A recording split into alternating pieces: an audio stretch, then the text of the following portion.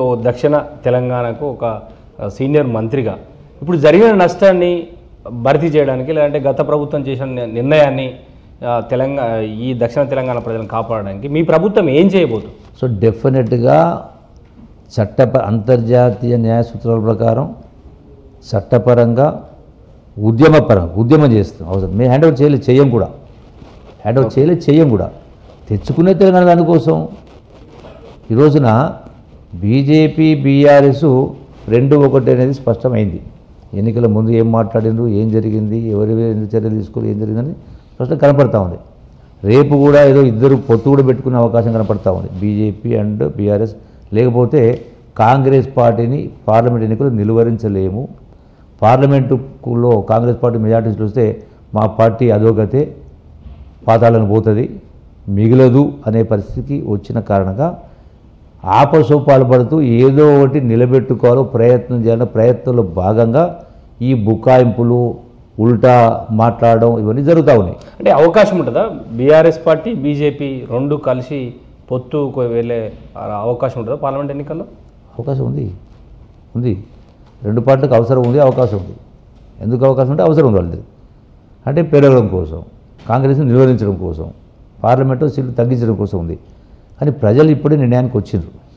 ప్రభుత్వం వచ్చి 2 మాసాలే.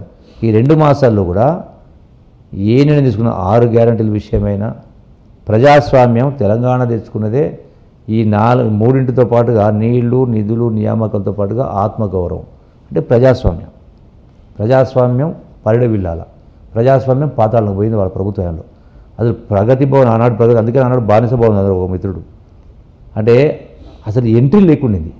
ఈ రోజున సెక్రటేరియట్ అయినా ఇలా ప్రజాభవన్ అయినా ఏ వ్యక్తి అయినా సగటు మనిషి గ్రామ స్థాయిలో ఉన్నటువంటి కూలీనాలు చేసుకునే వాళ్ళు ఎవరైనా ప్రగతి భవన్కి వచ్చి వాళ్ళ బాధలు చెప్పుకునే అవకాశం కల్పించడం జరిగింది.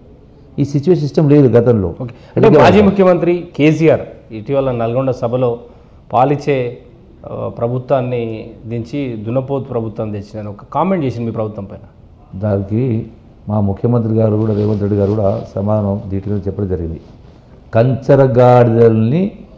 కంచరగాడిదల్ని పారదోడి రేసు గుర్రాలను తెచ్చుకోవడం జరిగింది. It's a fact. రోజు ప్రజాస్వామ్యాన్ని పునరుద్ధరించినాం. ఓకే, తర్వాత పేదవాళ్ళకు సంబంధించి ఒక్కొక్కటిగా ఈ స్కీమ్ అమలు చేస్తూ ఉన్నాం. అవినీతి అక్రమాలు ఇష్టారాజ్యంగా జరిగినాయి గతంలో. మీరు చూస్తుంటే కదా ఒకరు కేసు ఇంకా చాలా ఉన్నాయి, బయటకు వచ్చేటివి చాలా ఉన్నాయి. ఏ ప్రకారం మాట్లాడుతున్నారు? అంటే మీ అందరూ మీరు అనుకుంటే సరిపోతుందా? పాలిచ్చే గేదెలు వదిలేసిన కింద మరి పాలిచ్చే గేదెలు వదిలేస్తే 7 లక్షల కోట్లు అప్పైంది పాలిస్తే.